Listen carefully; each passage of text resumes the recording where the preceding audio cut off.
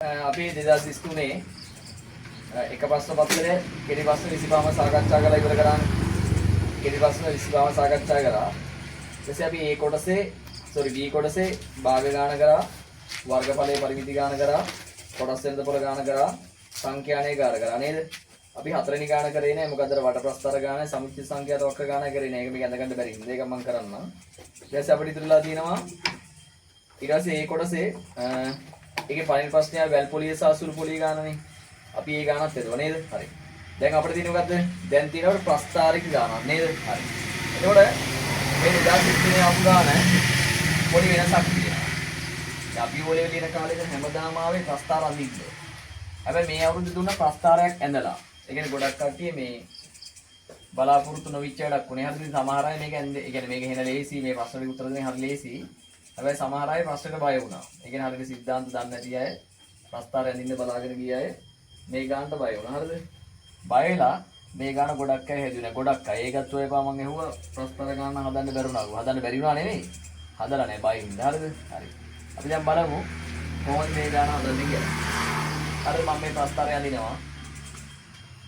එතකොට මේ තියෙන x කණ්ඩාංකය, මේ තියෙන y කණ්ඩාංක, මේ තියෙන y අගයන්, මේ තියෙන x අගයන්, y අගයන් ගත්ත පස්සේ ඍණ 1, ඍණ 2, ඍණ 3, ඍණ 4, ඍණ 5, ඍණ 6, ඍණ 7, ඍණ 8, ඍණ 9 වශයෙන් තියෙනවා.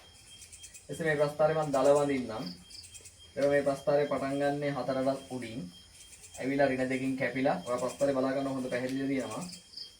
ඊට පස්සේ ඍණ 1 ඍණ 5 මෙහෙම ස්පර්ශ කරලා ඊට පස්සේ 8 හරහා ගිහිල්ලා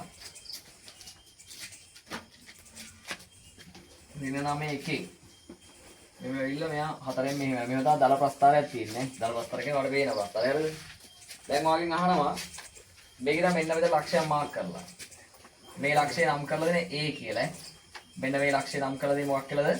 A කියලා නම් කරලා. හරිද? right. ඔයගෙන් මෙහෙම ප්‍රස්තාරයක් දීලා ඔයගෙන් අහන ප්‍රශ්න බලන්නකෝ. ඔයගෙන් අහනවා y සමානයි fx ආකාරයේ වර්ගජ ශ්‍රිතයක ප්‍රස්තාරයක් රූපේ දැක්කේ. ඒ කියන්නේ y සමානයි fx ආකාරයේ වර්ගජ ශ්‍රිතයක ප්‍රස්තාරයක් තමයි මේ තියෙන්නේ නේද? හරි. එහෙම කරලා ඔයගෙන් අහනවා පළවෙනි ප්‍රශ්නේ අහනවා a ලක්ෂයේ ඛණ්ඩාංකයේද ප්‍රස්තාරයේ y අක්ෂයේ ඡේදන වන ලක්ෂයේ ඛණ්ඩාංකයේද පිළිවෙලින් ලියන්න. අපි කියනවා ප්‍රස්තාරික ගණන් හදද්දී ඛණ්ඩාංකයක් තනි ඉලක්කම කියලා ලියන්න බෑනේ. අපි දන්නා මේ කාඩිසිය තලයේ යම් තැනක පිටක් තිබ්බොත් ඒක ලක්ෂයක්. ඒ ලක්ෂයට එනවා ඉලක්කම් දෙකක්. එකක් තමයි x අක්ෂයෙන් එන එක්කන අනිත් එක කවුද? y අක්ෂයෙන් එන එක නේද? ඛණ්ඩාංකය ලියදී මුලින්ම x අක්ෂයේ ඛණ්ඩාංකය ලියන්න ඊළඟට y අක්ෂයේ ඛණ්ඩාංකය ලියන්න ඕනේද? හරි. එතකොට අපෙන් අහන්නේ a ලක්ෂයේ ඛණ්ඩාංකයනේ. මම මේ a ලක්ෂයේ ඛණ්ඩාංකය බලනවා. a ලක්ෂයේ ඛණ්ඩාංකය බලද්දී ඉස්සෙල්ලාම බලන්නේ x අක්ෂයේ ඛණ්ඩාංකයනේ. x අක්ෂයේ ඛණ්ඩාංකය ඍණ 1යි, y අක්ෂයේ ඛණ්ඩාංකය ඍණ 5යි. එහෙනම් a ලක්ෂයේ ඛණ්ඩාංකය වෙන්නේ කවුද? x වලගේ ර්ණ 1යි, y වලගේ ර්ණ 5යි. එතකොට a ලක්ෂයේ ඛණ්ඩාංකය කියන්නේ කවුද? ර්ණ 1 ර්ණ 5. ඔන්න එකක් ඒ පළවෙනි ප්‍රශ්නේ හරි. ඊට කියනවා ප්‍රස්තාරයේ y අක්ෂයේ ඡේදනය වන ලක්ෂයේ ඛණ්ඩාංකද පිළිවෙලින් ලියන්න. මොකද කියන්නේ? ඔය ඇඳ ප්‍රස්තාරයේ y අක්ෂයේ ඡේදනය කරන තැන ඛණ්ඩාංකයක් ලියන්න. හරි. කොහෙන්ද ප්‍රස්තාරේ? මේ දිනවන්ද ප්‍රස්තාරේ? මේවන්ද ප්‍රස්තාරේ y අක්ෂයේ ඡේදනය කර කපන්නේ කොතින්ද? y අක්ෂයේ ස්පර්ශ කරන්නේ කොතින්ද? ඔයන්ද ප්‍රස්තාරේ y අක්ෂයේ ඡේදනය කරන්නේ මෙන්න මෙතෙන්දී. මෙන්න මෙතෙන්දී බලන්න මේ. මේ දින y අක්ෂය, මේ දිනවන්ද ප්‍රස්තාරේ නේද? දැන් ඔයන්ද ප්‍රස්තාරේ y අක්ෂය කපන්නේ මෙතෙන්දී. මෙන්න මෙතන ඛණ්ඩාංකය ලියන්න කියනවනේ. හරි. එහෙනම් මෙතන ඛණ්ඩාංකය ගත්තොත් මෙයාගේ පුතේ x ඛණ්ඩාංකය කීයද? බිඳුවයි. x ඛණ්ඩාංකය බිඳුවයි. මෙයා y උඩ ඉන්නේ නේද? එහෙනම් අපි කියන ප්‍රස්තාරය y අක්ෂයේ ඡේදනය කර ලක්ෂයේ ඛණ්ඩාංකය වෙන්නේ කවුද? x අගයේ බිඳුවයි. බලන්න හොඳට y අගයේ කීයද? ඍණ 8යි. එහෙනම් එයාගේ ඛණ්ඩාංකය මොකද්ද? බිඳුවේ ඍණ 8යි. හරිනේ? පැහැදිලි? හරි. ඊළඟට අහනවා ශ්‍රිතය ඍණව වැඩි ප්‍රස්තාරයේ ඇඳි y සමානයි fx ශ්‍රිතයේ fx සමානයි බිඳුව සමීකරණයේ මූල ලියන්න. මොකද මේ කියන්නේ? ශ්‍රිතය කියන්නේ 100%ක් කාටද? y ට. එතන අපි හැමතිස්සෙම ගානක් හදද්දී ශ්‍රිතය කියලා තිබුණොත් ප්‍රස්ථාරය කියලා තිබුණොත් අපි ඒ ගාන කියවන්නේ මොකක් කියලාද? y කියලා නේද? ඊට වර කියනවා ප්‍රස්ථාරය ඇඳි y සමානයි fx සිතේ. ඒ කියන්නේ y සමානයි fx සිතේ. සිතේ කියන්නේ කාටද? y ට. y බිඳුවක් කරන සමීකරණයේ මූල. පුතේ y බිඳුවක් කරන සමීකරණයේ මූල කියන්නේ මොකද්ද? අපි මූල හෙව්ව නේද? මූල හොයන්න නම් y සමානයි බිඳුව රේඛාව ගහන්න එපේ. අපි කියන කාඩිසිය තලයේ x අක්ෂයට සමාන්තරව රේඛාවක් ගැහුවොත් එයාගේ සමීකරණය කවුද? y සමානයි. කාඩිසිය තලයේ y පැත්තට රේඛාවක් ගැහුවොත් එයා කවුද? x සමානයි. හරිනේ? ඔයගෙන y සමානයි. ශිතේ බිඳුවක් කරන. ශිතේ කියන්නේ කවුද? y බිඳුවක් වෙන මූලය. එහෙනම් අපි මොකද කරන්නේ? අපි කරන්නේ y සමානයි බිඳුව රේඛාව අඳිනවා. පුතේ y සමානයි බිඳුව රේඛාව කියන්නේ මෙයානේ. මේ තියෙන අපි y සමානයි බිඳුව රේඛාව. නේද? ඔව් බලන්නනේ. මෙයාගේ සෑම ලක්ෂයකම y කන්නාගේ කීයද? y සමානයි බිඳුව රේඛාව සහ ප්‍රස්ථාරයේ කැපෙන තැන් දෙකක් තියෙනවනේ. හරි y සමානයි බිඳුව රේඛාව ප්‍රස්ථාරයේ කැපෙන තැන් දෙකක් තියෙනවා. අන්නේ තැන් දෙක තමයි පුතේ මූල බවට පත් වෙන්නේ නේද? ඕනෑම ගානක මූල හොයනවා කියන්නේ මෙන්න මේ x අක්ෂයේ තියෙන x අක්ෂය කියන y සමානයි බිඳුව රේඛාවනේ. y සමානයි බිඳුව රේඛාවයි මේ ප්‍රස්ථාරයයි කැපෙන තැන් දෙකේ x අගයන් දෙක තමයි මූල වෙන්නේ නේද? එහෙනම් මෙයාගේ x අගය ධන 4යි නේද? මූල දෙකක් තියේ. එකක් තමයි ඍණ 2 x සමානයි ඍණ 2 අනිත් එක නකවද x සමානයි ධන 4. මෙන්න අපි මූල දෙක හෙව්වා. හොඳට මතක් කරගන්න අපි ගණන් හදලා තින්නේ. මූල වෙනවා කියන්නේ x අක්ෂය සහ ප්‍රස්ථාරයේ කැපෙන තැන් දෙකේ x අගයන් දෙක තමයි මූලය කියන්නේ. පැහැදිලිනේ? හරි. ඊළඟනවා ශිතය ඍණව වැඩි වෙන x අගයේ ප්‍රාන්තරය. ශිතය කියන්නේ 100ට 100ක් කාටද? y ට. y ඍණව වැඩි වෙන්නේ කොයි අගයේ ප්‍රාන්තරයේදී අහනවනේ. හරි. එතකොට අපි බලමු මේ ප්‍රස්ථාරය අපිට කෑලි 4කට වෙන් කරගන්න පුළුවන් නේද? හරි. ඉතින් මෙතෙන්ලා මෙතෙන්ට ගත්තොත් මොකද වෙන්නේ? y වැඩි වෙන්නේ නැහැ. වගෙන් දෙන්න අඩු වෙනවා 4 3 2 කියලා අඩු වෙනවනේ. y අඩු වෙනවා කොහොමද අඩු වෙන්නේ? ධනව අඩු වෙනවා. පුතේ මෙතෙන්ලා මෙතෙන්ට ඒත් y අගේ එන්නේ අඩු වෙනවා. හැබැයි y අඩු වෙන්නේ කොහොමද? ඍණව. එන ශිතය මෙතෙන්ලා මෙතෙන්ට ධනව අඩු වෙනවා. මෙතෙන්ලා මෙතෙන්ට ඍණව අඩු වෙනවා. පුතේ මෙතෙන්ලා මෙතෙන්ට අන්න y වැඩි වෙන්න පටන් ගන්නවා. y වැඩි වෙන්නේ කොහොමද? ඍණව වැඩි වෙනවා. ඉතින් මෙතනලා මෙතෙන්ට y මොකද වෙන්නේ? වැඩි වෙනවා කොහොමද වැඩි වෙන්නේ? ධන. එතකොට අපි කියනවා අපි හැමතිස්සෙම මතක තියාගන්න ඕනේ ප්‍රස්ථාරයක ආරම්භක ලක්ෂය මෙතන නෙවෙයි තියෙන්නේ. අපි කියනවා දැන් අපි දිනලද කණ්ඩාංග තලයකට මේ ඇත්තේ. ප්‍රස්ථාරයේ ආරම්භක ලක්ෂය තියෙන්නේ මෙතන නෙවෙයි. අපි සමහර අය කරන වැඩේ ඔක මතක් වෙන්න පොඩ්ඩක්. මෙතනක චුට්ටක් අදිනවා. ඒ කියන්නේ මෙතන කණ්ඩාංගයේ කවදාවත් අගේ ප්‍රාන්තර ලියද්දී අපි ලියන්නේ නැහැ. ප්‍රස්ථාරයේ අවසාන ලක්ෂය තියෙන්නේ මෙතනද? ඒත් නැහැ. මෙයා චුට්ටක් අදිනවා ඉස්සරහට. ඇයි? අර මතක් වෙනවද? එතකොට මෙයාගේ අවසාන ලක්ෂය තියෙන්නේ මෙතනද? අපි අහන්නේ ශිතය. මොකද කියන්නේ? ශිතය. මොකද අහන්නේ? ශිතය. ශිතය ඍණව වැඩි වෙන නේද? මොකද ශිතය කියන y නේ. y ඍණව වැඩි වෙන x අගේ ප්‍රාන්තර නේද? අපි බලමු y ඍණව වැඩි වෙන්නේ කොතනද කියලා. මොකද y ඍණව වැඩි වෙන්නේ කොහෙද බලමු. මොකද මෙතන මෙතන මොකද y ධනව අඩු වෙනවා. මෙතන මෙතෙන්ද y ඍණව අඩු වෙනවා. පුතේ මෙන්න මෙතනලා මෙතන තමයි ශිතය ඍණව වැඩි වෙන්නේ නේද? ශිතය ඍණව වැඩි වෙන තැන් දෙක මොකද්ද? මෙන්න මෙතන ඉඳලා මෙන්න මෙතන. හරිද? ශිතය ඍණව වැඩි වෙන x අගේ ප්‍රාන්තරය යනවනේ. එහෙනම් මේ ශිතය ඍණව වැඩි වෙන තැන් දෙකට දාලා x අගයන් දෙක ගන්න නේද? පුතේ මෙයාගේ x අගය කීයද? 1යි. මෙයාගේ x අගය කීයද? 4යි. එහෙනම් අපි දන්නවා ලොකු ඉලක්ක විස්තරයෙන් පොඩි ඉලක්ක පිටිපස්සේ x ඉන්නේ කොහෙද මැදි? ලොකු එක්කනට වඩා අඩුයි. පොඩි එක්කනට වඩා මොකද වෙන්නේ? වැඩි. මේ තියෙන ශිතය ඍණව වැඩි වෙන x අගේ ප්‍රාන්තරය. හරිනේ? ශිතය ඍණව වැඩි වෙන මොන අගේ ප්‍රාන්තරයේද? x අගේ ප්‍රාන්තරය. පැහැදිලිද? හරි. ඊට ප්‍රස්ථාරයේ සමවිධි කක්ෂයේ සමීකරණය සහ අවම ලක්ෂයේ ඛණ්ඩාංකයේ සලකමින් y සමානයි fx ශිතය. y සමානයි x ඍණ a වර්ග දෙනි y සමාන x වර්ග x ඍණ a වර්ග ධන b ආකාරයට ලියන්නේ නේද? හරි. කිසි ප්‍රශ්නයක් නැහැ නේද? අපි කියනවා අපිට ඕනෑම ප්‍රස්ථාරයක සමීකරණය ලියන්න නම් අපි දැනගන්න ඕනේ යාගේ මොකද්ද? ශීර්ෂයේ ඛණ්ඩාංක. ඔතේ මං කිව්වා ඔයගොල්ලෝ හොඳට බලන්න නෝට් එකේ දිනවා. ශීර්ෂය කිව්වත් එකයි අවමයන් නම් අවම ලක්ෂය කිව්වත් එකයි මේක උපරිමයන් උපරිම ලක්ෂය කිව්වත් එකයි මේකට වර්තන ලක්ෂය කිව්වත් එකයි මේකට හැරුණු ලක්ෂය කිව්වත් එකයි ඔය ලෙවල් වලට කරන්න ගියම නැති වර්තන ලක්ෂය මේ ඔක්කොම එකයි ඔක්කොම මොකද්ද එකයි ඒ කියන්නේ මේ ප්‍රස්ථාරයේ ශීර්ෂය නැත්නම් අවම ලක්ෂයේ ඛණ්ඩාංකය ගන්නවා උදාහරණ හොඳට පේනවනේ මේ ප්‍රස්ථාරයෙන් දහම කොතනද අවම ලක්ෂය දෙන්නේ මෙන්න මෙතන මේ අවම ලක්ෂය කිව්වත් එකයි මේකට ශීර්ෂය කිව්වත් එකයි වර්තන ලක්ෂය කිව්වත් එකයි හැරුණු ලක්ෂය කිව්වත් එකයි එන්න යාගේ ඛණ්ඩාංකය ගන්නවා. දැන් පුතේ අපිට මේ මෙයාගේ කණ්ඩාංකය ගන්න බැරිද? පුළුවන්. මෙයාගේ x කණ්ඩාංකය 1යි, මෙයාගේ y කණ්ඩාංකය ඉදිරින 9 නේද බලන්න හොඳට. x කණ්ඩාංකය 1යි, y කණ්ඩාංකය ඉදිරින 9 නේද? එහෙනම් මෙයාගේ අවමලක්ෂයේ කණ්ඩාංකය මොකද්ද?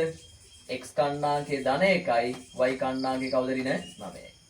මේක ලියලා අපිට කියන්න මොකද්ද? අපි දන්නවා ශීර්ෂයේ කණ්ඩාංකය දන්නවා නම් අපිට ඕනෑම ප්‍රස්ථාරයක සමීකරණය ලියන්න පුළුවන්. අපි ළඟ තියෙන ආකෘතිය මොකද ආකෘතිය? y සමානයි x විනයේ වල ඊට කිව්වේ මුකුත්වත් අදාළ නැහැ. වඩ නේද කෙලින්ම අපේ ආකෘතිය ගත්තා. y සමාන x විනයේ වර්ග ධන b ගත්තා. හැබැයි එක දෙයක් බලන්න ඕනේ. මේක අවමයක් උපරිමයක්ද බලන්න බෑ. මෙයා අවමයක් වුණොත් තමයි x වර්ගයේ ලකුණ ධන වෙන්නේ. බැරි වෙලා හරි මේක උපරිමයක් වුණා නම් අනිවාර්යයෙන් මෙතෙන්ට ඍණ ලකුණක් වැටෙනවා නේද? මේක අවමයක් කියන මෙතෙන්ට ඍණ ලකුණක් වැටෙන්නේ නැහැ. මේ ආකෘතිය ලියලා ඔයාලට තියෙන්නේ ඔයාලේ අවමලක්ෂයේ x අගය ලියනවා a වෙනකොට. මෙයාගේ x අගය මෙයානේ. y අගය ලියන කවුරු වෙනවද? b වෙනවද නේද? දැන් මම ලියුවා y සමානයි x වින a ට ලියන්නේ කවුද? 1. මෙයාගේ x අගය 1යිනේ. හරි. x වින 1 වර්ගය වෙනවා. ධන පුතේ b ට ලියන්නේ කවුද? b ට ලියන්නේ මොකද්ද මෙයාගේ? y කණ්ඩාංකය නේ. මෙයාගේ y කණ්ඩාංකය ගෙරින 9. එහෙනම් අපිට ලියන්න පුළුවන් මෙයාගේ සමීකරණය කොහොමද? y සමානයි x වින 1 වර්ගය රින ධනයි රිනයි ගුණ කරලා ඕනේ. මෙයා රින කරන්නේ නැත්නම් මෙහෙම ලිව්වත් අවුලක් නැහැ. y සමාන x වින 1 වර්ගය රින 9. මොකද ධනයි රිනයි ගුණ කරනවා මෙතන රින වෙනවනේ. y සමාන x වින 1 වර්ගය රින 9ක් වෙනවා. ඔන්න ගාන ඉවරයි නේ. හරි. ඊට පස්සේ දාන්නේ. ඊට යනවා දී ඇති ප්‍රස්ථාරයේ හැඩය නොවෙනස්ව පවත්වා ගනිමි. ඒ කියන්නේ මේ ප්‍රස්ථාරයේ හැඩය වෙනස් කරන්නේ නැතුව එය කණ්ඩාංක තලය මත ඒකක 4කින් සිරස්ව ඉහළට. ඒ කියන්නේ මේ ප්‍රස්ථාරයේ හැඩය වෙනස් කරන්නේ නැතුව මේ ප්‍රස්ථාරය ඒකක 4කින් සිරස්ව ඉහළට උස්සනවා නේද? අපි කියන මේ ප්‍රස්ථාරයේ හැඩය වෙනස් කරන්න බෑ. ඒ කියන්නේ මේකේ කෑලි කෑලි උස්සන්නේ නැහැ. මේ මුළු ප්‍රස්ථාරය මෙහෙට ගැලවුවා. කෙලින්ම යන කොහෙද? සිරස්ව ඉහළට නේද? අපි බලන්න ඕනේ හැමදෙස්සෙම විස්ථාපනය කරද්දී අපි හැමදෙස්සෙම අහන්නේ අපින් සමීකරණය නම්. ඔයාගෙන් අහන්නේ හැම වෙලාවෙම ප්‍රස්ථාරයේ සමීකරණය නම් ඔයා හැදියන් ඉන්නේ කොතැනද? ශීර්ෂයේ නේද? සමහර වෙලාවක සිරස්ව විස්ථාපනය වෙන්නත් පුළුවන්. තිරස්ව විස්ථාපනය වෙන්න පුළුවන්. මේ අතර යන්න පුළුවන්. කොහේ ගියත් කමන්නේ. අපි බලන් ඉන්නේ මොකද්ද මෙයාගේ ශීර්ෂයේදී නේද?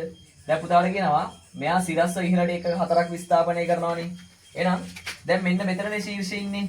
ඒකක 4ක් වෙනවා නේද? මෙතෙන් දාපුවම ඒකක 1යි. මෙතෙන් දාපුවම ඒකක 2යි. මෙතෙන් දාපුවම ඒකක 3යි. මෙතෙන් දාපුවම ඒකක කීයද? 4යි. එහෙනම් අපිට වැදගත් වෙන්නේ මෙයාගේ ශීර්ෂයේ ඉන්න තැනනේ. මොකද මෙයාගේ ශීර්ෂය ඉන්නේ කොතනද? මෙයාගේ ශීර්ෂය ගත්තොත් මෙයාගේ ශීර්ෂය x කණ්ඩාංකය 1යි. මෙයාගේ ශීර්ෂය y කණ්ඩාංකය ඉදපු දෙරින හරියට හරි. අපි හැමතිස්සෙම විස්ථාපනය කරන්නේ බලන් ඉන්නේ මෙයාගේ ශීර්ෂය දිහා. ඒකක 4ක් දිහාට විස්ථාපනය කරාම මෙයාගේ ශීර්ෂය ඉන්නේ කොතනද? ධන 1 රින 5යි. අපිට ඇස් දෙන අපේ ආකෘතිය. අපේ ආකෘතිය තමයි y සමාන x රින වර්ගය ධන b. අපිට ඇස් කරන්නේ මෙතන x වෙනකොට මෙතන a රු ලියන්නේ x කණ්ඩාංකය මෙයාගේ x කණ්ඩාංකය 1යි x රින 1 වර්ගයක් වෙනවා ධන b ට ලියන්නේ කවුද? මෙයාගේ y කණ්ඩාංකය ඉදපු දෙරින 5යි.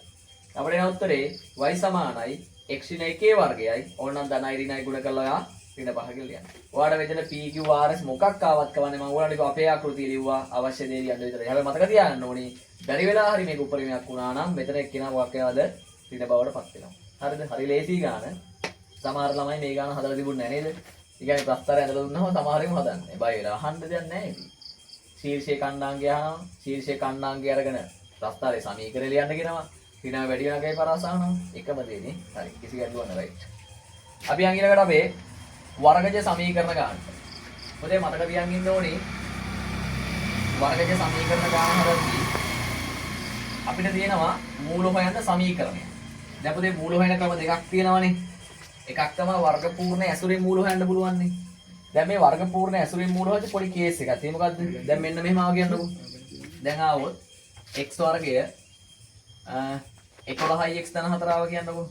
මෙයාගේ මූල හොයන්න කිව්වොත් මෙයාගේ මැද පදේ භාගයේ සංගුණක අරන් එයා වර්ග කරාම වැඩේ යවුල් වෙනවා. හරිද? ඒකද අපි ලේසි ක්‍රමයක් ගත්තා. කෙලින්ම අපිට සූත්‍රය ඇසුරෙන් තමයි මෙයාගේ මූල හොයන්න පුළුවන් නේද?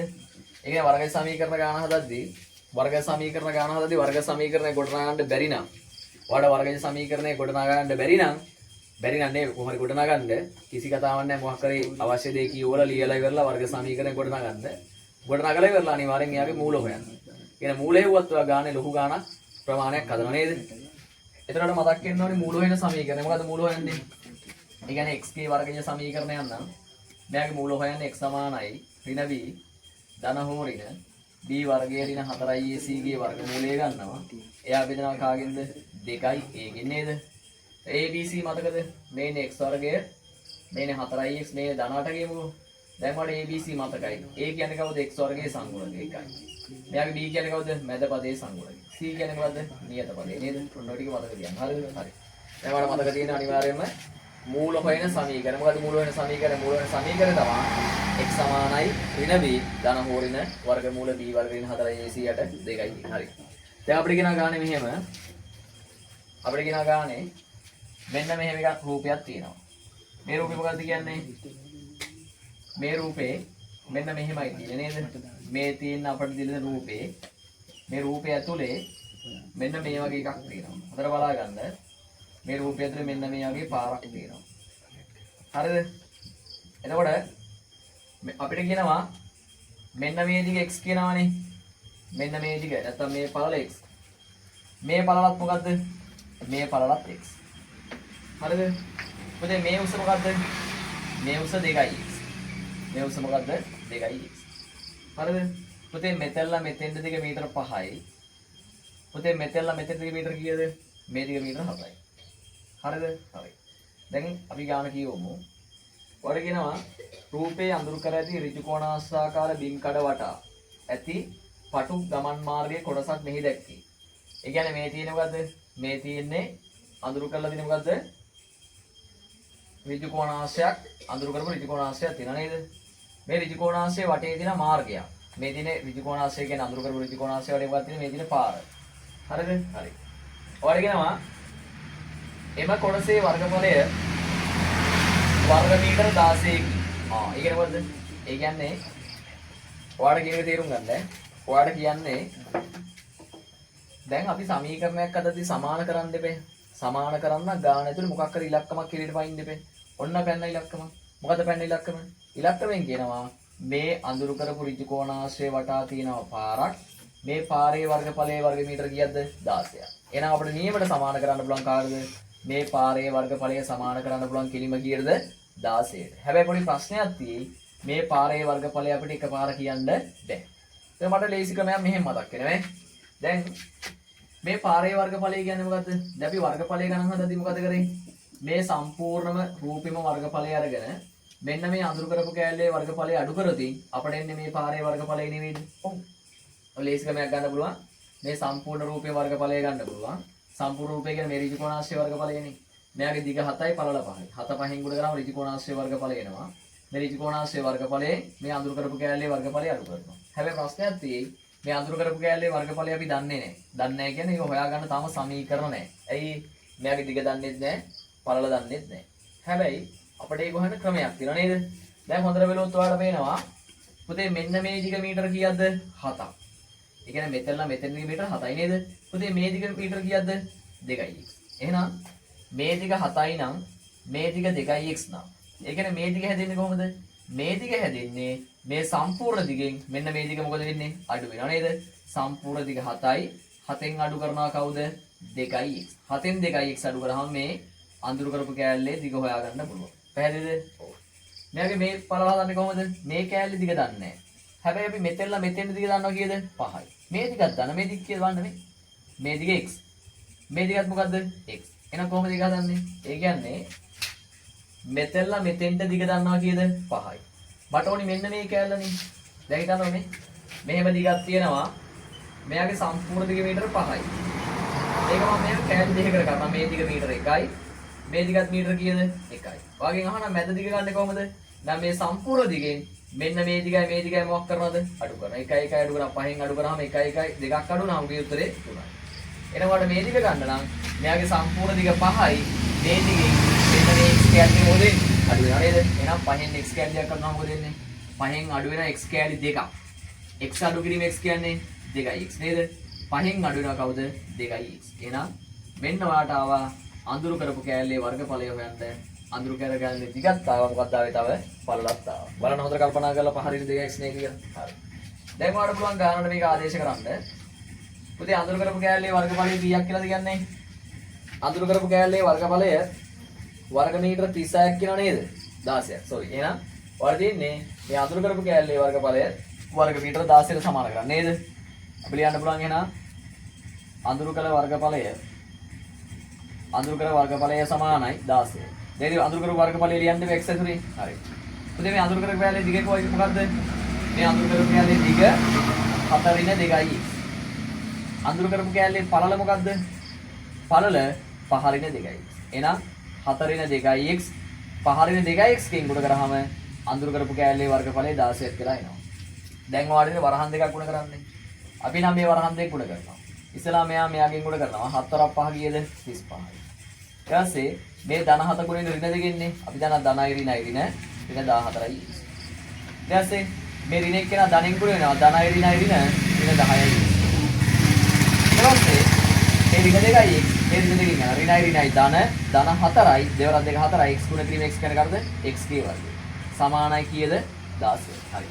ඔන්න ඔක තමයි අපිට ගන්න පුළුවන් නේ. ඊට පස්සේ අපි මෙතනින් එහාට අපිට පුළුවන් සුළුකිරීම ටික කරනවා. මෙතනින් එහාට මොකද කරන්න අපි 4 5 35යි 4ක් ඍණ 2යි ඍණ 14x මෙයා ඍණ 10x මෙයා ධන 4x වර්ග. හරිද? මෙතනින් එහාට තව මේක සුළු කරන්න පුළුවන් මෙහෙම. අපි දන්නවා එකම ජාතියේ කැලින් ඉන්නේ 14x කින් 10x අඩු වෙනවා. අපි දන්නා ඍණ සංඛ්‍යා දෙකක් අඩු වෙනවා කියන මේ දෙක එකතු වෙනවනේ. එහෙනම් 35 මෙයා ඍණ 24x වෙනවා. මෙයා ධන 4x වර්ග වෙනවා. සමානයි කීයටද? 16. දැන් ඉතින් අපි කරන්න ඕනි අපිට ඕනි සමීකරණ දිහා බලන්න බෑ. දැන් ගාන මෙහෙම ඇදුවට හරියන්නේ නැහැ. අපි බලන්න ඕනේ දැන් මට ඕනි හදලා හරියන්නේ නැහැ නේ. මොකද අපි පෙන්නන්න ඕනි? අපි පෙන්නන්න ඕනි. එනද? මෙහෙරි පෙන්නන්නද? හරි. අපි පෙන්නන්න ඕනේ මොකද්ද? අපි පෙන්නන්න ඕනි x වර්ගය ඍණ 6x ධන 4 සමානයි b right. එහෙනම් මම මේ හැඩයට ගේන්න හදන්නේ මේක. හරි. දැන් මගේ x වර්ගයේ ඉන්නේ කොහෙද? අග මම ගන්නම් මුලට මෙයාගේ ලකුණු මාරු කරන්න නැතුව මේ ධන 4x ඉස්සරහට ගේනවා. එයා කියන්නේ මොකද වෙන්නේ? ධන 4x වර්ගයක් වෙනවා. මෙයාගේ මැද ඉන්නේ ඍණ ලක් මේ x ලකුණනේ. මම මැද ගේනවා ඍණ 24x එනවා. නියත පද ඉලක්කම ඉන්නේ එහා පැත්තේනේ. එයා පන්න හැබැයි කවුද 35ක් එනවා. සමානයි කීයද? 16ට. හරි. දැන් මම පෙන්නන්න යන සමීකරණේ දකුණු පැත්ත බිඳුවක් කියලානේ. එහෙනම් මම දකුණු පැත්ත කොහොමද තියාගෙන හරිනවද? නැහැ. මගේ සමීකරණේ දකුණු පැත්තේ ඉන්නේ 16 නේ. දැන් මේ ධන 16 කියනවා මම මෙහෙට නේද? ධන 16 මෙහෙට ඉතින් මොකද එන්නේ හරින 16ක් එනවා. අර ඔක කරේ උලක් වුණාද? පෙන්නන්න ඕනේ 4 5 35යි. මෙයා 4 2යි x හරි. 4 5 35යි ඍණ 14x ඍණ 10x 4x හරි සමානයි කීයද? අඳුරු කරපු කැලේ වර්ගඵලය සමානයි 16 නේ. හරි ඒකත් හරි. මෙයා මෙහෙට ගේනවා. මෙයා ඍණ 24යි මේ ස්ථාන 35 නේද? හරි. right. එතකොට 35න් 16ක් ගේම 19යි.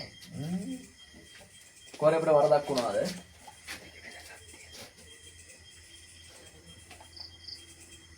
හරි. පුතේ වැරද්දක් වුණා නෙමෙයි. sorry. බලන්න මේ දැක්කද මඩ වැරදුනා ගන්න මේ. පොඩි වැරද්දක් නෙවෙයි උනේ නේද? දැන් පුතේ අඳුර කරපු කැලේ වර්ගඵලය ඉන්නේ කොහොමද? sorry අඳුර කරපු කැලේ වර්ගඵලය ඉන්නේ මේ සම්පූර්ණ රූපේ වර්ගඵලයෙන් මේ සම්පූර්ණ රූපේ දැන් අපි හොයන්න ඕනේ මේ වටේ තියෙන පාරේ වර්ගඵලයනේ. මේ පාරේ වර්ගඵලය ගන්න නම් මේ සම්පූර්ණ රූපේ වර්ගඵලය අරගෙන සම්පූර්ණ රූපේ වර්ගඵලයෙන් අඩු කරන්න බෑ මේ අඳුර කරපු කැලේ වර්ගඵලය නේද? හරි. එහෙනම් සම්පූර්ණ රූපේ වර්ගඵලය කීයද දෙන්නේ? 7 ගුණ කරනවා 5. හරි ගමු කෙපිලි වල ගමු. මෙන්න මුළු රූපය. මුළු රූපේ වර්ගඵලය කීයද? 4 5 35යි. හරිද? හරි. දැන් මම කරන්න ඕනේ මොකද?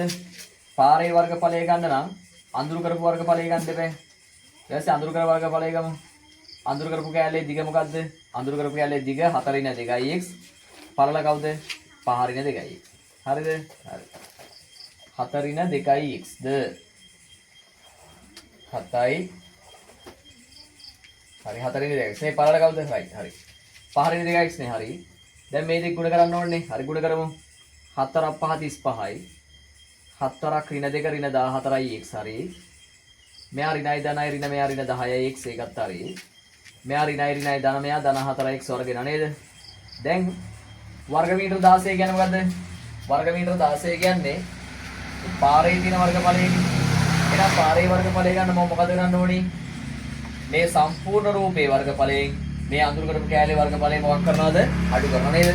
මොකද සම්පූර්ණ රූපේ වර්ගඵලය කියද්ද 35. මෙයාගෙන් අඩු කරන්න ඕනේ මෙන්න මේ පාරේ වර්ගඵලය. කවුද මේ පාරේ වර්ගඵලයෙන් ඉන්නේ? 35 මෙයා පුතේ මෙයා තව සුළු කරන්න බලන්න ඍණ 14 ඍණ 10 ඍණ 24යි නේ. මෙයා ඍණ 24යි x එනවා මෙයා ධන 4x වර්ගෙනවා. මෙන්න මේ කෑල්ල අඩු කරාම ඒ කියන්නේ මුළු රූපේ 35 වර්ගඵලයෙන් මෙන්න මේ කෑල්ල අඩු කරාම එන වර්ගඵලය තමයි 16ට සමාන වෙන්නේ. එයි මම වරහණක් දැම්මේ. හොඳට මතක තියාගන්න ඕනේ. ගණිතයේදී කිසියම් ප්‍රකාශනයක් අඩු කරද්දී වරහණ යොදන්න. වරහණ දුන්න නැත්නම් මොකද ගාන වල දෙනවා. කොහෙද සමගාමී සමීකරණ ගාන එනවනේ. සමගාමී සමීකරණ ගානේ වරහණ දාන්න නැතුව අඩු කරොත් මොකද වෙන්නේ? කෙලින්ම උත්තරේ කන පිට යන්නේ නේද? දැන් කෙලින්ම ඒ කියන්නේ පුතේ මේකෙන් මෙයා අඩු වෙන්නත් ඕනි, මෙයත් අඩු වෙන්න ඕනි, මෙයත් අඩු වෙන්න බෑ. එහෙනම් වරහණ දැම්මම මේ තුනම එකපාර අඩු වෙනවා නේද? දැන් අපිට තියෙන මොකද්ද? වරහණ අස් කරන්න තියෙන්නේ නේද? දැන් වරහණ අස් කරමු. මෙයා 35ක් එනවා. මෙයා ධනයි ඍණයි ඍණ මෙයා ඍණ 35ක් එනවා. මෙයා ඍණයි ඍණයි ධන වෙලා මෙයා ධන 24යි x එනවා. මෙයා ඍණයි ධනයි ඍණලා මෙයා ඍණ 4x වර්ග එනවා. සමානයි කීයද?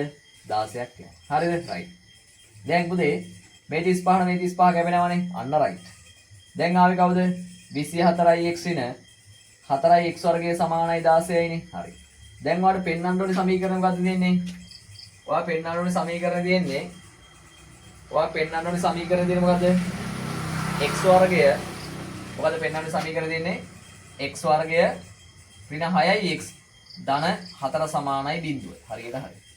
දැන් එහෙනම් මම හදාගත්තු සමීකරණය හරහා පෙන්වන්න කියන සමීකරණය දෙන්න බෑ. හරි.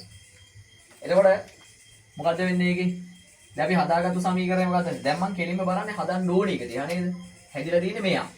හැදිලා තියෙන්නේ 24යි x ඍණ 4යි x වර්ගය සමානයි 16. හැදෙන්න ඕනි කවුද? එයා දිහා බලන් ඉන්නවා. x වර්ගය ඍණ 6යි x ධන 4 සමානයි බිඳුව. රයිට්. හරි. දැන් මේ බලන්න. x වර්ග පද ඉස්සරහට අලු කරන්න. දැන් මෙයාගේ ඉස්සරහින් ඉන්නේ. එයා කියන්නේ ඍණ 4යි x වර්ග. හරිද? ඊට පස්සේ x පදේ මෙහෙට දාන්න. එහෙම අවුලක් නැහැ. දැන් ඍණ 4 එකතු කිරීම ධන 3 මට ලියන්න පුළුවන්. මම මාරු කරලා දෙපැත්තට ධන 3 අඩු කිරීම 4 කියලා. මාරු කරන්න පුළුවන් ලකුණු විතරනේ මාරු කරන්න බෑ නේද? මෙයා ඍණ 4x වර්ග දෙක දෙනවා. මෙයා ධන 24x එනවා නේද? සමානයි කීයද? 16. හරි. දැන් මම බලනවා මට පෙන්වන්න ඕනේ සමීකරණේ මෙයානේ. මෙයාගේ x වර්ගයේ ලකුණ මොකක්ද? ධන. එහෙනම් ඔයාලට හොඳට තේරෙන්න ඕනේ මේ x වර්ග පදේ මෙහි තියන් ඉදියොත් කවදාවත් ධන වෙනවද? නෑ. අනිවාර්යෙන් එහා පැත්තට මාරු වෙන්න ඕනේද? මාරු වෙන්න ඕන. හරිද? එහෙනම් මගේ x වර්ග පදේ මෙහෙට යවනවා. මෙයා මොකද වෙන්නේ? ධන 4x වර්ගයක් වෙනවා. හරිද? x ගේ ලකුණ ඍණ. දැන් පුතේ x මෙහි තියන් ඉදියොත් ඍණ වෙනවද? නෑ. එහෙනම් මෙයාත් එනවා කොහෙද? මෙහෙට. ධන 24 මෙයා ඍණ 24යි x වෙනවා.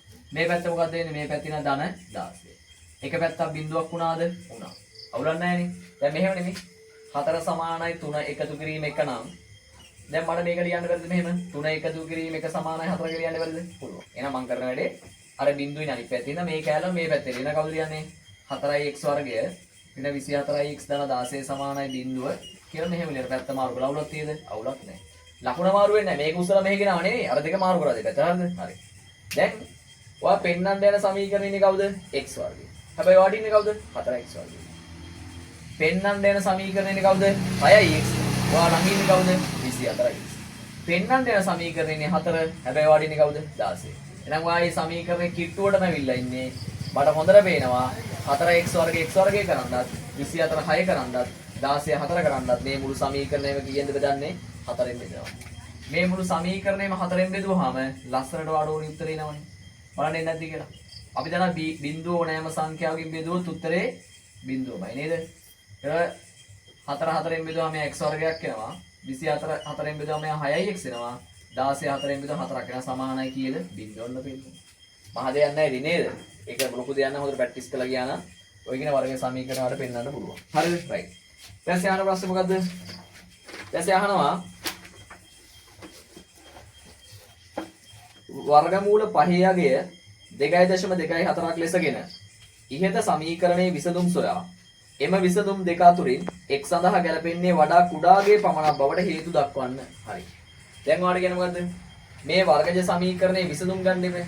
පොතේ සමීකරණයක් විසඳනවා කියන්නේ මොකද්ද? සමීකරණයක් විසඳනවා කියන්නේ නොදන්නා පදයේ අගය සීමය. එහෙනම් ඔයා දන්නවා මේ ගානේ කවුද ඉන්නේ? මේ ගානේ ඉන්නේ වර්ගජ සමීකරණය. මේ වර්ගජ සමීකරණය නොදන්නා පදයේ කවුද? x. නැපතේ මේ x ගේ අගය හෙව්වනම් මේ වර්ගජ සමීකරණය විසඳුවාම සමානයි. හරි. එහෙනම් මට පුළුවන් මේ වර්ගජ සමීකරණය විසඳන්න. හරිද? හරි. එතකොට දැන් අපිට ආපු වර්ගජ සමීකරණය කවුද? අපිට ආපු වර්ගජ සමීකරණය තමයි x වර්ගය ඍණ 6x ධන 4. පුතේ වර්ගජ සමීකරණය විස්තර සමීකරණය මතක තියාගෙන යන්න අනිවා. හරිද? ඒවායි එලකිරි වගේ හැමතිස්සෙම ගානේ තියෙනවා. මේවා ප්‍රබලව බලා ගන්න ඕනේ නේද? වර්ග සමීකරණ ගාන හදනවා බලා ගන්න එකයි. පුතේ a වර්ගයේ සංගුණකයේ x වර්ගයේ සංගුණකයේ තමයි a වෙන්නේ. a සමාන 1යි. b සමාන කීයද? b සමාන ඍණ 6යි. පුතේ c සමාන කීයද ධන?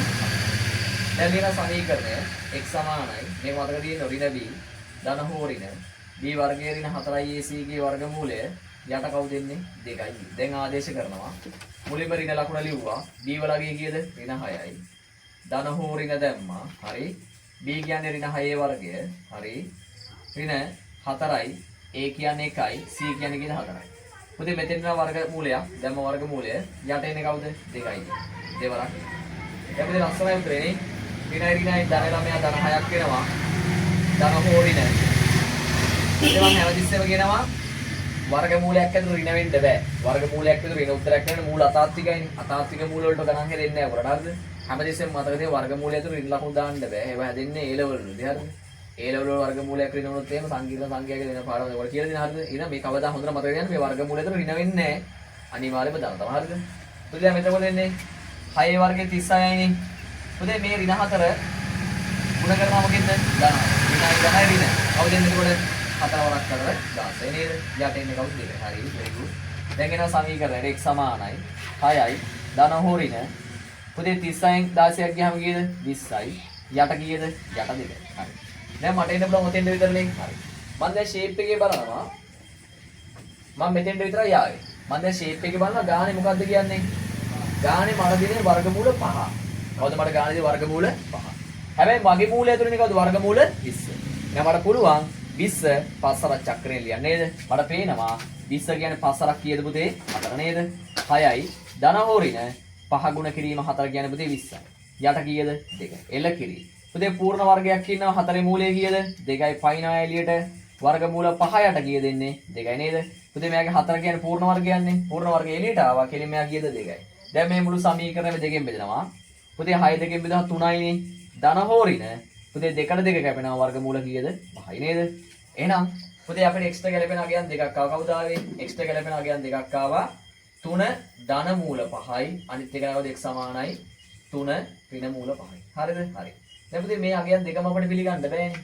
මේ අගයන් දෙකෙන් එක අගය අපිට ගන්න ඕනේ නේද? පුතේ වර්ගමූල 5ට අගයක් දීලා දෙයි. වර්ගමූල 5 අගය කීයද? වර්ගමූල 5 අගය 2.24යි නේද? right. එහෙනම් මම මෙතන වර්ගමූල 5ට 2.24 දැම්මොත් මෙයා කීයක් වෙනවද? මෙයා කෙලින්ම 5.24ක් වෙනවා. පැහැදිලිනේ? මෙයාට දැම්මොත් 2.24 කීයක් දෙන්නේ එතකොට? කීයක් දෙන්නේ? 1.76. හරිද? x ට එක අගයක් ආව 1.76ක් කියලා. අනිත් අගය කවුද? 5.24. වල කියනවා x ට ආපු මේ අගයන් දෙකෙන් ගැලපෙන්නේ කුඩා අගය විතරයි. අනිත් අගය ගැලපෙන්නේ නැහැ. ඒකට හේතුව පෙන්වන්න ඕනේ. හරිද? හරි. අපි බලමු එතකොට මොකද මේකට හේතුව? දැන් ඔයා ඇඳ රූපේ බලන්නකෝ. දැන් ඔයා ඇඳ රූපේ ගත්තාම x ට එක අගයක් 5.24ක් කියලා අනිත් අගය කීයක්ද ආවේ? x සමාන 1.76ක් කියලා. හරි. දැන් මේ රූපෙට යන්කෝ අපි. මේ රූපේ දැක්කම ඔයාලට පේනවා මෙන්න මෙහෙම දෙයක්. හොඳට බලන්න. මේ රූපේ පුතේ මෙන්න මේ දිග මොකද්ද? මෙන්න මේ දිග x. මේ දිගනේ x එන්නේ. හරි. පුතේ මේ දිග මීටර 5යි. දැන් ඔයාලට හැපේනවනේ හොඳට පේනවා. පුතේ මේ x කියන දිග 5ට වඩා වැඩි වෙන්න පුළුවන්ද? බැහැ. x කියන්නේ බම් මේ 5න් පොඩි කෑල්ල නේද? මේ x කියන්නේ මොකද්ද? x කියන්නේ මේ 5ට වඩා ඉතා 5ට වඩා පැහැදිලිව කුඩා කියන්නේ. ඉතින් මෙතනලා මෙතෙන් දිග නම් x කියන්නේ 5 කියන්නේ ඊට වඩා වැඩි එකක් කියලා රූපෙන් පේනවනේ. එහෙනම් පැහැදිලිව වඩ පේනවා x වලගේ 5ට වඩා මොකක් වෙන්න ඕනද? අඩු වෙන්න ඕනේ. දැන් පුතේ x ට 5.24 ගන්න පුළුවන්ද? බැහැ. x ට ගැලපෙන එකම අගේ තමයි කවුද? 1.7. ඒක ලියන්න පුළුවන් මෙහෙම ඕනනම් x කුඩා වෙන්න ඕනේ 5ට වඩා. එම නිසා x ට ගැලපෙන අගේ වන්නේ 1.76 වේ කියලා වුණා. ඉතාලම හොඳයි. ඒක අපිට පේන රූපේ දැක්කම රූපෙන් පේනවා x කියන්නේ 5ට වඩා පොඩි අගේ. x කියන්නේ මේ දිගනේ. පුතේ මේ දිගට වඩා මේ දිග පැහැදිලිව මොකද දාන්නේ? පොඩි වෙලා තියෙනවා. පැහැදිලිද? right. අපි යන් ඊළඟට අපි සමගාමී ගාන බලන්න. හරිද?